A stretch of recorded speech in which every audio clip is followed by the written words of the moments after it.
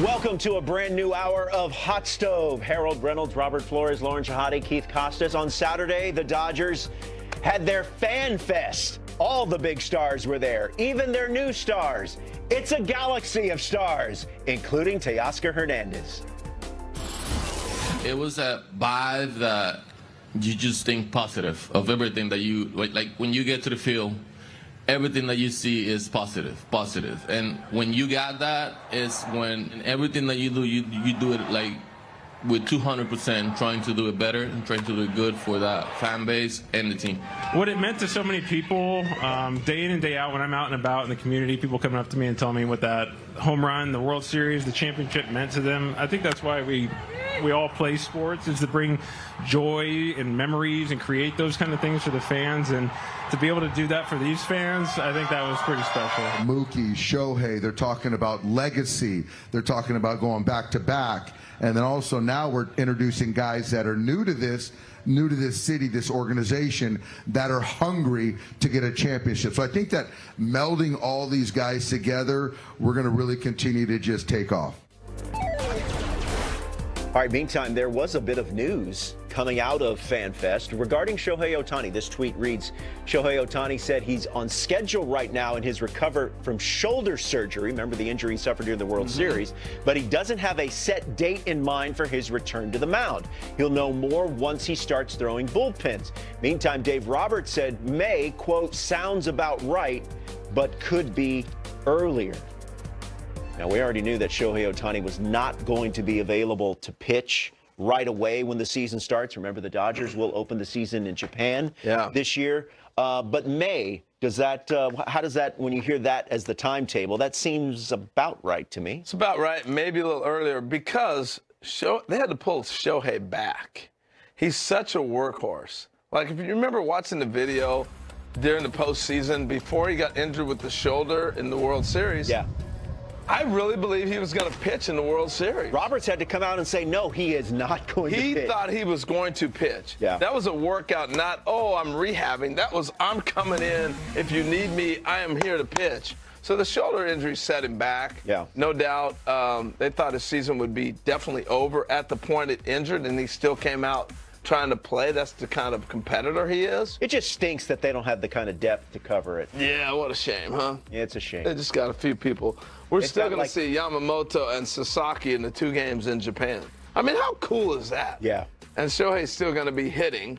He's just not going to be pitching. So we're going to see this team. It's going to be fun to watch. But, yeah, that injury set him back a little bit. He'll be ready. I don't think that and maybe I missed it, but I didn't realize until they were talking about this that it was a torn labrum. Right. You know, I knew obviously it was a shoulder. I did not realize it was a torn labrum. Yeah, a little more severe than. A little bit more severe than what I thought. Tyler Glasnow is among that star-studded rotation for the Los Angeles Dodgers. And during FanFest, he had a unique comparison in what this 2025 Dodger team might look like. Yeah, it's incredible. It's like the Avengers. It's like the Monstars. It's the best team I've ever been on, and it's just to be a part of that team, and then just to have so many not only good players but like just good dudes and guys you want to hang out with for 9 months out of the year. That's a pretty rare thing. So they've put together a really special team, like on and off the field type of guys. Well, depending on your perspective, they could be the Legion of Doom. I mean, so as you take a look at all the additions and all the subtractions, I will take issue little bit with Tyler. I don't like you mixing genres. If you're going to be Marvel, stay with Marvel. Don't go Marvel and then talk about Space Jam with Michael Jordan. So, yeah. But I mean, well, that's the only way the Avengers fits. It's the only way they're going to get beat, though. Someone zaps their powers like in Space Jam. This team is deep. I want to get this into. The Dodgers do it right. Sure. I mean, all their players are there at the Fan Fest. That's a good point. They live in the L.A. area. If you need a Dodger star, they show up. This guy's going to be here. This guy's going to. Their star players buy into what they're doing. And that's part of who they select will be a Dodger. Are you going to show up when we need you? Are you going to make appearances? So a lot of guys don't make appearances. They don't sign autographs. They're not going out for early BP on the field. You know, those are the things that they You gotta entertain our fans. We're entertainment, not only just winning games. We're gonna entertain. No, and look, I can only speak to my limited time just covering them during the World Series. Yeah. The media relations staff, the team, the big stars, they were all available, all cooperative, and that's not always the case. No. So if I were to tell you Dodgers or the field in 2025, who are you taking? I got Dodgers all day long. Really? They're winning it all. Okay. You're going field. I'm gonna go the field just because, you know, it just by the numbers, and baseball's weird. That being said, yes, the Dodgers are deservedly so the overwhelming favorite to win it all. I'm such rare company. Like I see dynasties. I grew up watching the UCLA Bruins. Look at this. Everybody was against them. They're going to win. The Chiefs are going to win. That's just, we're in a dynasty when these teams get on runs. Yeah. Everybody wants to turn their back on them instead of celebrate them. Hey, dynasties are good for sports. Yeah. People like to root against them, but look at the ratings this past World Series for the Dodgers and the Yankees. Yeah. Two big power cornerstone franchises. It's a good team. So it's going to be tough to stop them, though. That's for sure. All right, let's talk about the team that is in that division alongside the Los Angeles Dodgers, the San Diego Padres. They've given the Dodgers fits at various points here recently. They had their fan fest, and here's some reaction from that recent gathering. 25th start of the season, 7th as a Dodger for Jack Flaherty. ERA on the year 3.01. Jack Flaherty maybe getting overlooked a little bit. Great hitting Guardians team, and he kept them quiet. Jack Flaherty on a roll here this afternoon. One of the more impressive performances we've seen from him. I'd say the best in the Dodger uniform who's coming over. A phenomenal performance by Jack Flaherty. The fans here at Dodger Stadium are going to give him an ovation worthy. Well, Jack Flaherty is returning to the Detroit Tigers. Remember, he started the season in Detroit, ultimately traded at or around the deadline to the Los Angeles Dodgers, where he helped them win a World Series ring. So he's going back to Detroit. That news coming over the weekend. It's a 2-year deal with a opt-out after year 1. He'll make $25 million this year. After that, we'll see. Cody Stavenhagen covers the Detroit Tigers and Major League Baseball for The Athletic, and he joins us now. Cody, we appreciate the time. Your thoughts on when you heard the news about Jack Flaherty going back to Detroit? Yeah, guys, thanks for having me on. I mean, I think this is obviously a pretty big get for the Tigers, something that kind of fell right into their lap. Flaherty probably entered the winter looking to make, you know, somewhere between 80 and 100 million. The market just didn't materialize for him like that. There were maybe some concerns with the way his velocity began to dip in the postseason, a little bit of the history of back issues. But the Tigers have really liked Jack Flaherty. Obviously, he had a lot of success there in the first half. And so they were kind of able to jump on this deal. Jack liked his time in Detroit and wanted to return. Wasn't something I would have expected at the beginning of the offseason. But now you look at this, they get him $25 million. If he pitches well, he probably opts out. But you're looking at a 1-2 punch of Tarek Skubal and Jack Flaherty kind of coming to run it back in 2025. Hey, Cody, good morning. Good to see you. Thanks for joining us. So Jack Flaherty comes over to Detroit last year in that deal. What did they do with him? Did they tweak anything? Why did he take off so well? And obviously he must have felt something to go back there. So what did you see last year? What have they been talking about?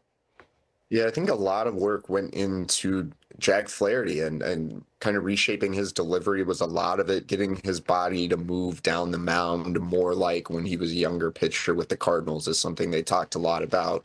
Got as technical as like what muscles are you using to drive down the slope? You know, just making sure he's moving his legs in the right way. And then his slider really, I think its shape altered some and kind of ditched the cutter, became more slider heavy, and the slider was pretty nasty. So a combination of some biomechanical stuff the Tigers have gotten really good at and some small changes to his pitch mix led to Flaherty having a ton of success. When you look at the rotation as a whole, you mentioned Skubal and now Flaherty. There's some other intriguing pieces there as well. Talk about that a little bit.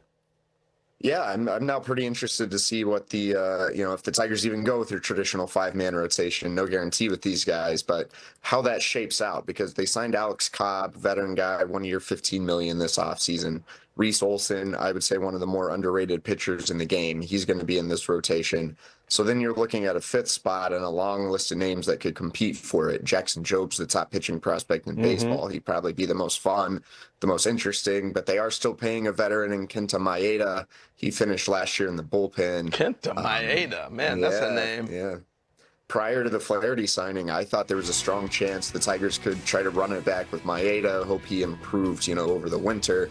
But now it looks like Maeda could be back starting in the bullpen. And then what does that mean for a guy like Casey Mize, who was once a #1 overall pick, or Matt Manning, or Cater Montero, who finished last year very strong? There's a lot of depth now that comes into focus, and at least one of these guys probably moves to the bullpen. One of kind of the Mize, Montero, Manning, Maeda type guys could go to the bullpen. Cody, the Tigers were heavily linked early, especially early in this offseason with Alex Bregman, a possible reunion with Bregman and his former manager, A.J. Hinch. Where do things stand now from your understanding? Yeah, this is kind of the question everybody wants to know, the $1 million question, or maybe the $200 million question. I think the Tigers are very much still in on Alex Bregman. It's hard to say what's going to happen here. For a lot of the winter, I was not optimistic the Tigers could actually pull off the deal, but it seems like the longer this goes, people in Detroit are starting to feel pretty good about their standing. When the Astros re-entered the mix, there was kind of a thought like maybe that's it, maybe he's just going to go back to Houston. But that hasn't happened yet. We're going to see. I think years are going to be huge. Will the Tigers go to 6-7 years? I'm not so sure, but speculation here, if they were to offer 5 with the money he wants and that other long-term deal isn't there, there's a world where this could happen. Cody Stavenhagen covering the Detroit Tigers and Major League Baseball for The Athletic with the latest on Detroit after they signed Jack Flaherty. Cody, good catching up with you, man. Enjoy spring training.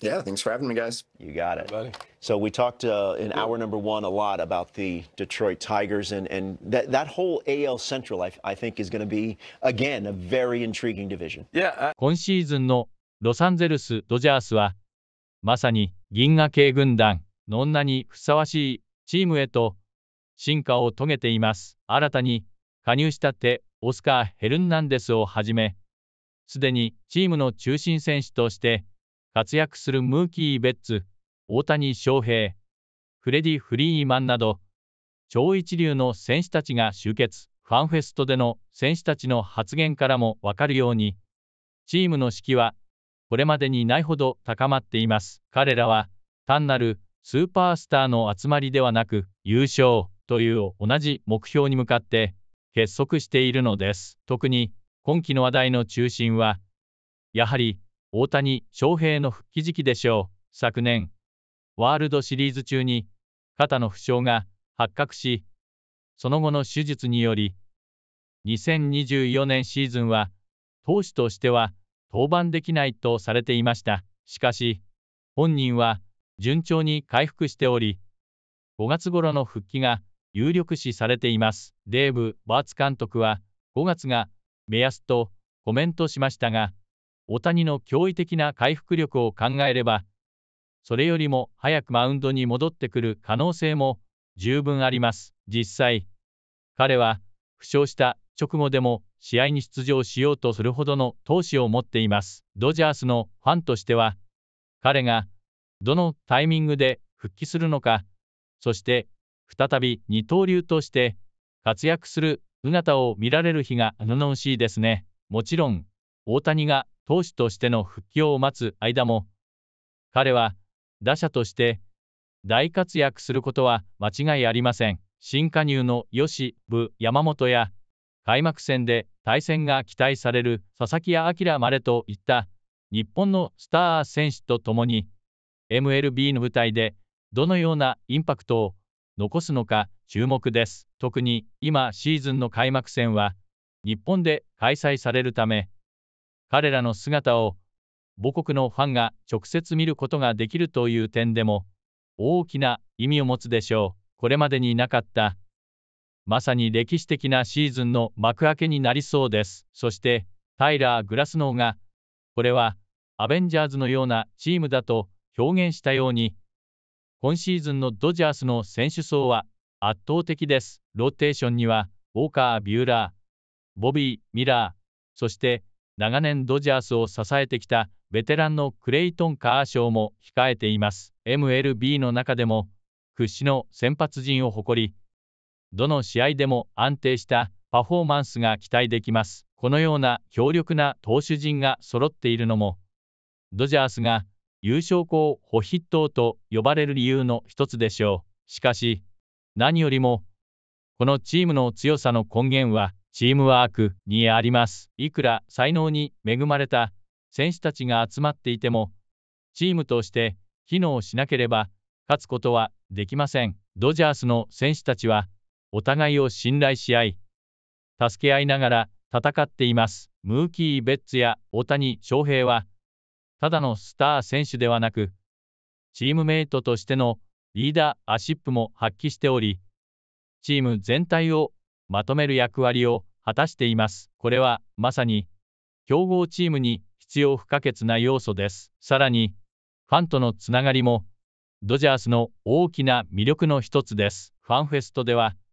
選手たちがファンと直接触れ合い、あのホームランが人生を変えた、ワールドシリーズ制覇が一生の思い出になったといった声を受け取ることで、改めて自分たちのプレーがどれほど多くの人に影響を与えているのかを実感していました。スポーツは単なる競技ではなく、感動や興奮を生み出すもの。ドジャースはまさにその感動をファンと共に作り上げるチームなのです。今シーズンはこれまでにないほどのドラマが待っているはずです。大谷翔平の完全復活、由伸、山本と佐々木朗までの MLB デビュー戦、そしてドジャースが目指す王座奪還、シーズンを通して数々の名場面が生まれるでしょう。私たちはその一瞬一瞬をファンの皆さんと共に楽しみ、共有していきたいと思います。このチャンネルでは、